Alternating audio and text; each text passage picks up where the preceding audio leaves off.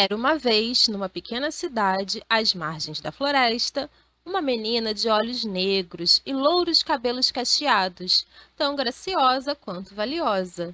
Um dia, com um retalho de tecido vermelho, sua mãe costurou para ela uma curta capa de capuz. Ficou uma belezinha, combinando muito bem com os cabelos louros e os olhos negros da menina.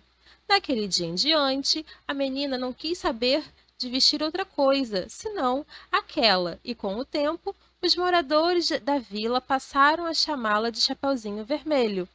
Além da mãe, Chapeuzinho Vermelho não tinha outros parentes, a não ser uma avó, bem velhinha, que nem conseguia mais sair de casa.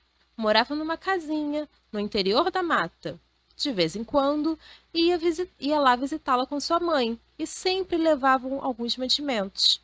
Um dia, a mãe da menina preparou algumas broas das quais a avó gostava muito. Mas, quando acabou de assar os quitutes, estava tão cansada que não tinha mais ânimo para andar pela floresta e levá-las para a velhinha. Então chamou a filha. Chapeuzinho Vermelho, vai levar essas broinhas para a vovó. Ela gosta muito. Disseram-me que alguns dias ela não passa bem e, com certeza, não tem vontade de cozinhar. Vou agora mesmo, mamãe. Tome cuidado, não pare para conversar com ninguém e vá direitinho, sem desviar do caminho. Há muitos perigos na floresta. Tomarei cuidado, mamãe, não se preocupe. A mãe arrumou as broas em um cesto e colocou também um pote de geleia e um tablete de manteiga. A vovó gostava de comer as broinhas com manteiga fresquinha e geleia. Chapeuzinho Vermelho pegou o cesto e foi embora. A mata era cerrada e escura. No meio das árvores somente se ouvia o chilrear de alguns pássaros e, ao longe, o ruído dos machados dos lenhadores. A menina ia por uma trilha quando, de repente, apareceu-lhe na frente um lobo enorme, de pelo escuro e olhos brilhantes. Olhando para aquela linda menina, o lobo pensou que ela devia ser macia e saborosa. Queria mesmo devorá-la num bocado só. Mas não teve coragem, temendo os cortadores de lenha que poderiam ouvir os gritos da vítima. Por isso, decidiu usar de astúcia. Bom dia, linda menina, disse com voz doce. Bom dia, respondeu Chapeuzinho Vermelho. Qual é o seu nome? Chapeuzinho Vermelho. Um nome bem certinho para você. Mas, diga-me, Chapeuzinho Vermelho, onde está indo assim tão só? Vou visitar minha avó, que não está muito bem de saúde. Muito bem! E onde mora sua avó? Mais além, no interior da mata. Explique melhor, Chapeuzinho Vermelho. Numa casinha com as venezianas verdes, logo após o velho engenho de açúcar. O lobo teve uma ideia e propôs. Gostaria de ir também visitar sua avó doente. Vamos fazer uma aposta, para ver quem chega primeiro. Eu irei por aquele atalho lá embaixo e você poderá seguir por este. Chapeuzinho Vermelho aceitou a proposta. 1, 2, 3 e já! Gritou o lobo. Conhecendo a floresta tão bem quanto seu nariz, o lobo escolhera para ele o trajeto mais breve e não demorou muito para alcançar a casinha da vovó. Bateu a porta o mais delicadamente possível com suas enormes patas. Quem é? Perguntou a vovó. O lobo fez uma vozinha doce, doce para responder. Sou eu, sua netinha, vovó. Trago broas feitas em casa, um vidro de geleia e manteigas frescas. A boa velhinha, que ainda estava deitada, respondeu. Puxe a tranca e a porta se abrirá.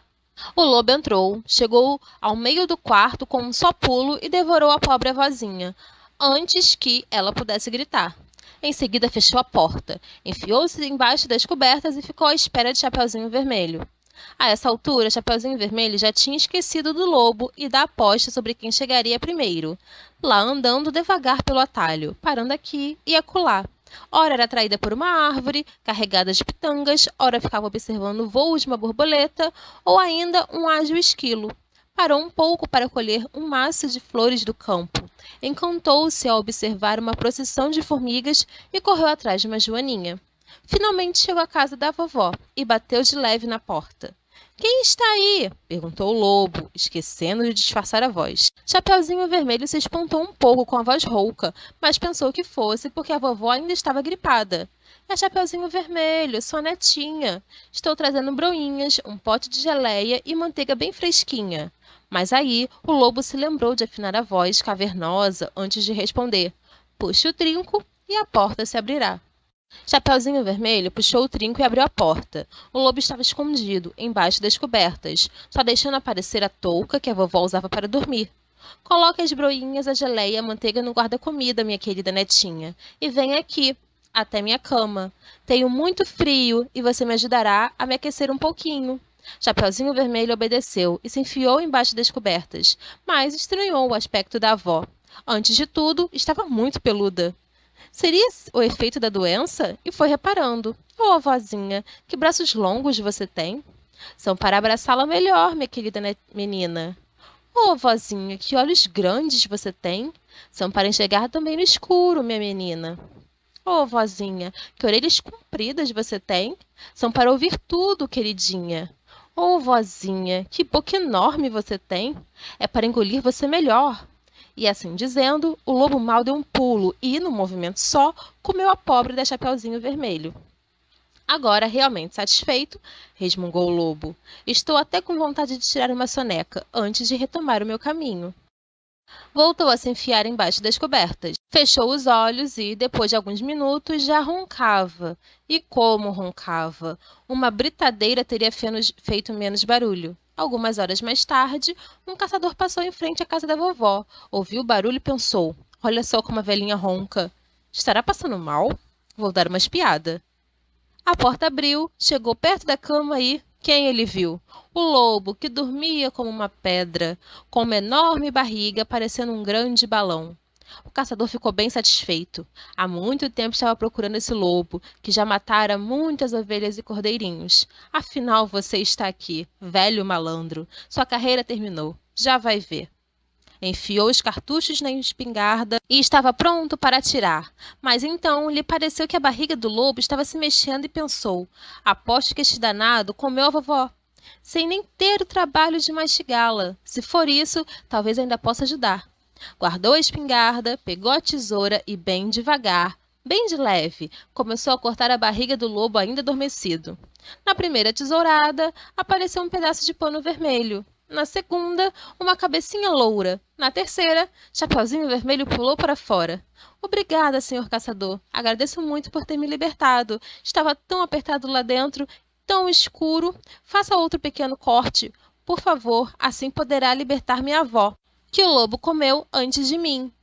O caçador recomeçou seu trabalho com a tesoura, e da barriga do lobo saiu também a vovó, um pouco estonteada, meio sufocada, mas viva. E agora? Perguntou o caçador. Temos de castigar esse bicho, como ele merece. Chapeuzinho Vermelho foi correndo até a beira do córrego e apanhou uma grande quantidade de pedras redondas e lisas. Entregou-as ao caçador, que arrumou tudo bem direitinho, dentro da barriga do lobo, antes de costurar os cortes que havia feito.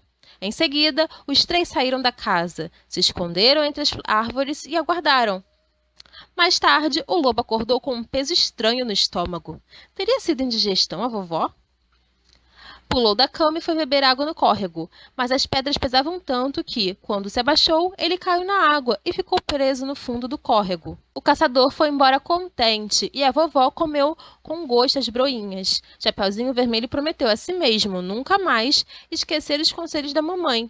Não pare para conversar com ninguém e vá em frente pelo seu caminho.